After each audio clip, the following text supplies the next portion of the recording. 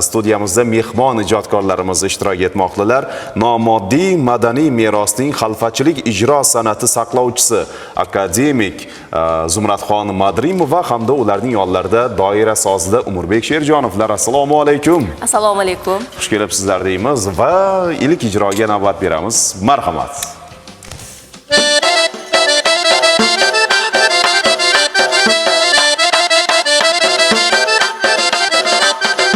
Asmondagi bostorloy bulg'amasangiz ne bo'lay, asmondagi bostorloy bulg'amasangiz ne bo'lay, o'zimni bir yolg'iz jonim qiynamasangiz ne bo'lay, o'zimni bir yolg'iz jonim qiynamasangiz ne bo'lay, axtarib seni hayronman, komentlaringga qurbonman, axtarib yorim hayronman, komentlaringga qurbonman.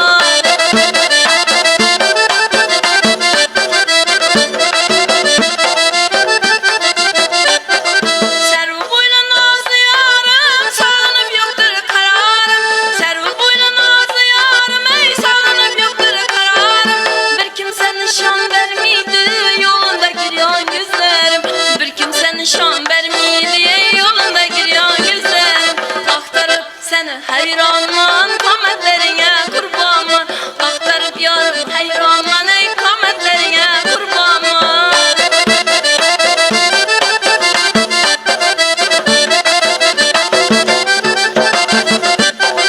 Asmanda oynaydı, gözüm yara doymaydı, asmanda oynaydı, gözüm yara doymaydı, yaxşı görye yarımı Allah kavuşturmaydı, yaxşı görye yarımı Allah kavuşturmaydı, aktarıp seni hayranman, kometlerine kurbanman, aktarıp seni hayranman, kometlerine kurbanman.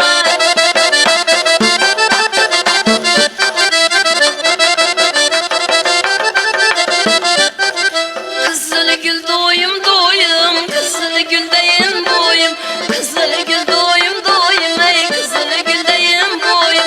Menden üzgeni desen sargaysı rengir oyun, menden üzgeni desen ey sargaysı rengir oyun. Aktarıp seni hayranman, kometlerine kurbanman, aktarıp seni hayranman, ey kometlerine kurbanman, kometlerine kurbanman.